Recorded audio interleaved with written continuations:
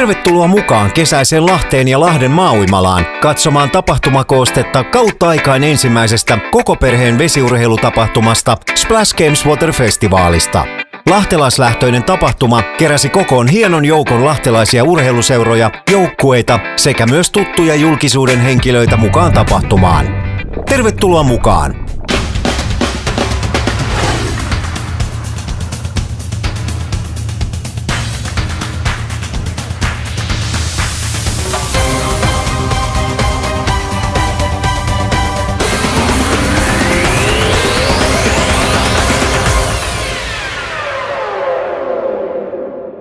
Tervetuloa Lahden maa-uimalaan ja historian ensimmäiseen Splash Games Water Festival-tapahtumaan. Paikkaa, jossa enimmäkseen hypätään mäkeä, hiihdetään, mutta tällä kertaa ollaan siis vesiurheilun parissa.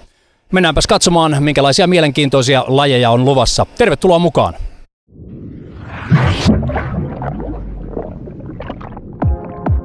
Splash Games-päivä koostui eri vesiurheilulajien ympärille. Mukana oli muun muassa uinti, suppaus, melonta, purjehdus sekä sukellus, joita yleisöllä oli mahdollisuus käydä kokeilemassa aivan ilmaiseksi päivän aikana. Aamupäivän ensimmäisenä päätapahtumana kuitenkin nähtiin kovatasoiset ulkouintikisat. Ja radalla 2 Niko Korhonen, Lahden Kaleva, kaksinkertainen nuorten PM-kultamitalisti viesteistä ja aikuisten moninkertainen SM-mitalisti. Kolmosrata on sitten puolestaan Kalle Pyykköselle varattu uinti Tampereen moninkertainen sekauinnin Suomen mestari ja pieni mies Tampereelta, joka kuulemma myös puhuu paljon. Tämän erän ennakkosuosikki Toni Eriksson, Järvenpään uintiklubi, moninkertainen 100 ja 200 metrin vapauinnin ja perhosuinnin nuorten Suomen mestari ja opiskelee nykyisin Yhdysvalloissa Oaklandin yliopistossa. Ja hänen viereltään radalta 5 Mika Sola. 14 henkilökohtaista Suomen mestaruutta ja EM-kisojen välieräpaikkakin 100 metrin perhosuinnissa. Kovan luokan tekijä, ehkä vahvempi kuitenkin tuossa perhosuinnissa. Ja viidentenä miehenä näiden kisojen painavin kaveri Joonas Kuivalainen, 110-kiloinen 100 metrin selkäuinnin SM-mitallisti ja nykyisin sitten pääkeskittyminen tuonne hengenpelastusuintiin sekä myös sotilasmeriviisi-otteluun. Näin lähtevät miehet liikkeelle. Startti tapahtuu ja 15 metriin asti veden alla saa tulla. Muuta vapaunnissa harvoin sitä käytetään. Erittäin vahvan startin ottaa radalla 4 Toni Eriksson, ennakkosuosikki. Ilmoitettu aika 23.79, mihin mies pystyy tässä viileässä olosuhteessa. Eriksson on ykkönen, hänen takanaan sitten tiukkaa kamppailua. Eriksson vielä kun 7-8 metriä matkaa maaliin, on piikki paikalla ja taitaa Järvenpäähän viedä tämän uinnin mestaruuden ja niin tekee. Eriksson ykkönen, voittoaika 24.74. Toinen ja hopeaa on sitten puolestaan Joonas Kuivalainen, Salon uimarit 25.34 ja Kalle Pyykkönen uinti Tampere ottaa pronssiajalla 25.40.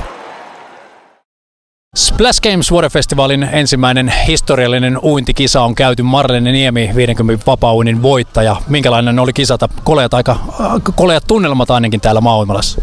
Joo, aika koleita oli, mutta ihan siis tosi hauska tapahtuma ja itse asiassa tässä niin pohdittiinkin tähän loppuun, että pitäisikö lähteä heti saunoon, mutta ei, päätettiin jäädä tuohon altaaseen vielä vähän pelailemaan polskiin. Niin ihan siis tosi hauska oli täällä kisata, että ei mitään. Ja Tuomas Pokkinen, tuttuun tyyliin 50 ykkönen täälläkin. Minkälainen kisa omasta mielestä oli? Ja niin kuin oma suoritus vai? Ihan tommonen oma suoritus tuntui ihan hyvältä, mutta aika oli aika huono jonkin syyn takia. Ja muuta kaikki meni mun mielestä ihan hyvin. Ihan hauska kisa ollut kyllä. No molemmilta vielä semmoinen kysymys, että pitäisikö uintiurheilua tuoda vai enemmän tänne niin sanotusti suuren yleisön eteen? Kyllä mun mielestä pitäisi. Ja sitten jos miettii niin kuin sijaintina, niin tämähän oli ihan todella hyvä. Että kun tämä on niin kuin oikeastaan keskellä kaikkea ja kaikkialta pääsi nopeasti tänne. Et itsekin asun Jyväskylässä, niin sieltä ei kauhean kauan päräytä tähän näin. Ja yleisesti niin tämmöiset tapahtumat on kyllä hyvä niin kuin promootio uinnille yleisesti, niin on kyllä kiva ja mun mielestä tämmöisiä voisi olla enemmän. Täytyisi ehkä vaan joitain tiettyjä lajeja poistaa ohjelmasta. Niin esimerkiksi täällä oli pelkät 50 metristä, joka oli hyvä idea, että se oli paljon viihdyttävämpää yleisölle, mutta sitten taas semmoinen 1500 metrin vapaa tai tämmöiset, ne ei välttämättä ole niin viihdyttäviä kuitenkaan. Et ehkä 100 metriä ja 50 metriä olisi aika hyvä idea kyllä. Kiitoksia teille, jäi muuta kuin tsemppiä tuleviin haasteisiin. Kiitos sulle. Kiitos.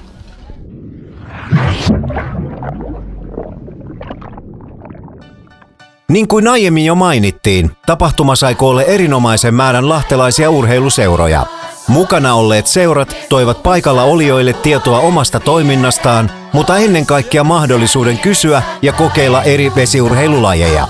Kesäpäivään oli tarjolla myös erinomaista lahtelaislähtöistä musiikkia. Katsotaan nyt hieman tunnelmia tapahtumasta. Tää luvataan maat ja taivaat, mut sit jos sanat ei pidä kuin korkeat sä daivaat. Ja kun sä pitelet eessä maailmaas, niin pidä mielessä, ette tieltäsi muita raivaa. Vaik mikä mäkään tässä on saarnaa kellekään, kun pelisäännöt ei selvi jollu itsellekään. Mut vaik et ota puhus ikinä kukaan, niin mä koitan pitää mitä mä lupaan.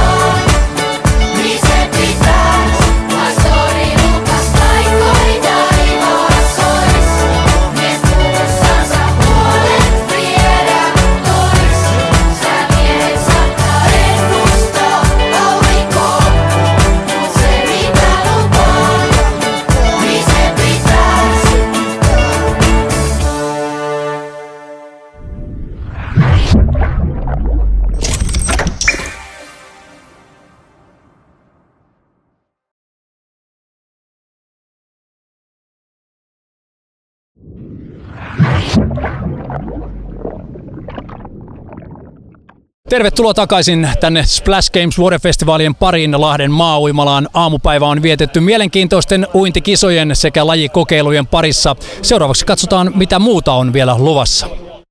Seuraavaksi luvassa sitten yksi odotetuimmista kisoista, eli Splash Games julkiskisa. Kisassa nähtiin Jani Sievinen, Toni Nieminen sekä muusikkopiiristä tunnettu ideaali eli Jussi Jokela. Katsotaan, miten tiukassa kisassa kävi. Pystyy nousu pitkälle mieheltä on hankalaa, koska lippusiima on siinä aika alhaalla. Sievinen luotti vahvaan lähtöön, lähtee vakuuttavasti liikkeelle. Mela käy kun vanhalta melamieheltä konsanaan, sitten pystyy nousuun lähes puolimatkassa ensimmäistä puolikasta. Nieminen tulee myöskin Jokela Jussilla vähän erilainen taktiikka.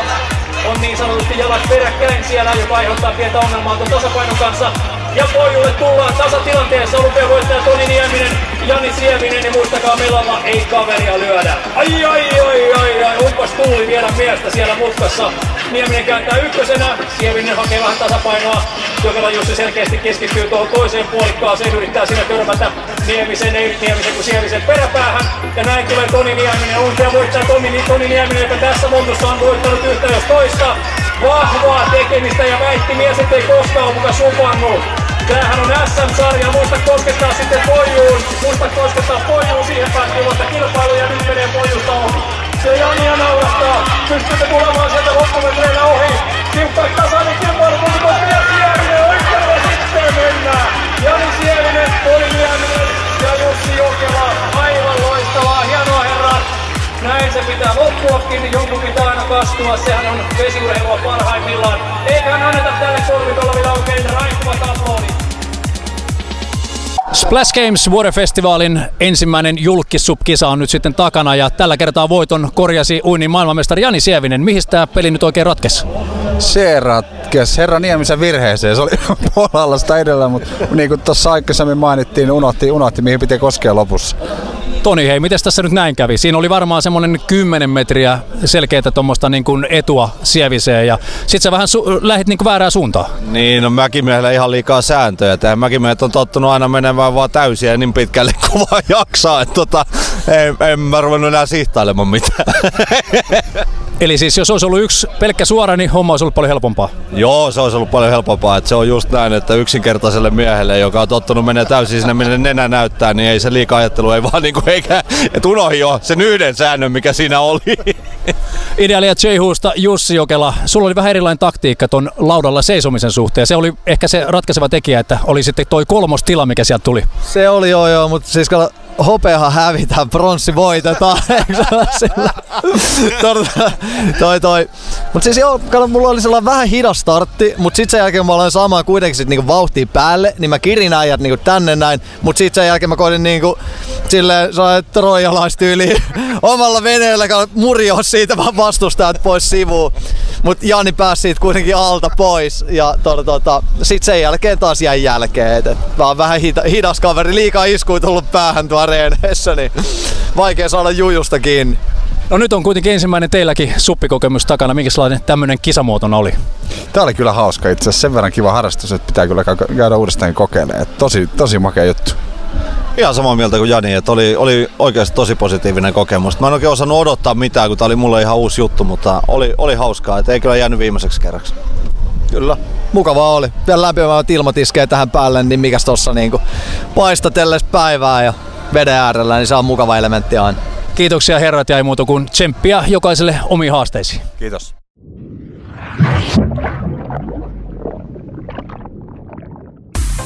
Koko perheen Splash Games Water-festivaalissa riitti katsottavaa ja kokeiltavaa koko päiväksi. Aamupäivän aikana seurattiin kovatasoisia uintikisoja, joissa kisaohjelma piti sisällään 50 metrin matkat niin perhos-, selkä-, rinta- kuin vapaa-uinneissa. Eri matkoilla nähtiin todella kovia suomalaisia uimareita SM-, EM- ja MM-tasolta asti. Eri lajikokeiluiden jälkeen päästiin sitten seuraavaan asiaan, eli joukkuetriathlonin pariin.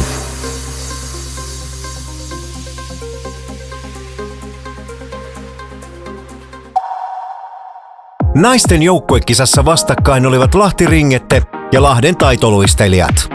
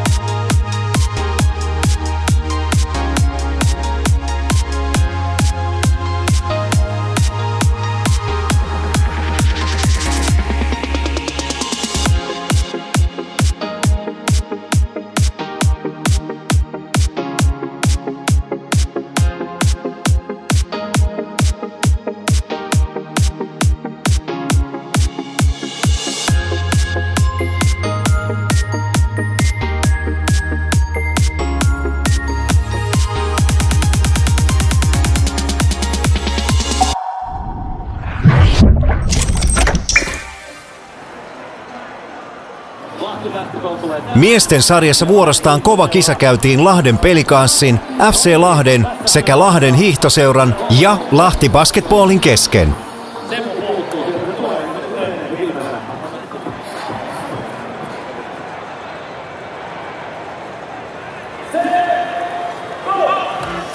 Näin lähtee Toivon Pörvään ja sieltä lähtee erinomaisesti kyllä LHS liikkeelle 2 veroa. Kanotinen täälläkin kohta suorastaan puhkoa tätä uimaa ottaa pintaa kun LHS tulee. Jim Hartonen on ensimmäistä kertaa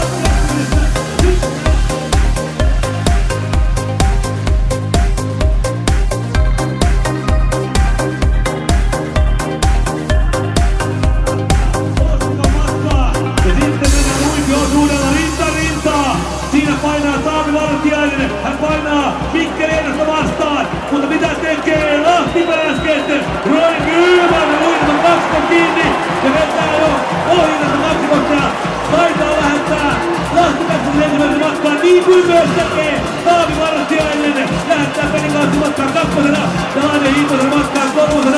Ja Santeri Hostikko painaa sen menemään vielä kohden Jussi Länsin taloa. Ja Hostikko kauhoo menemään.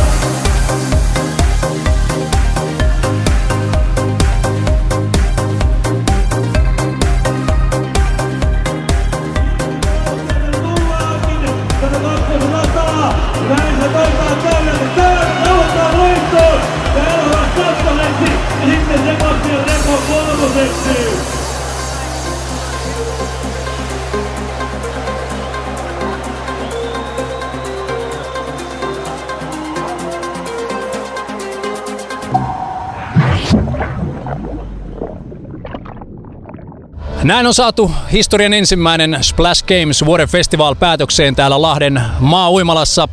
Paljon on nähty mielenkiintoisia eri lajien kilpailuja, paljon lajikokeiluja ja muuta mielenkiintoista.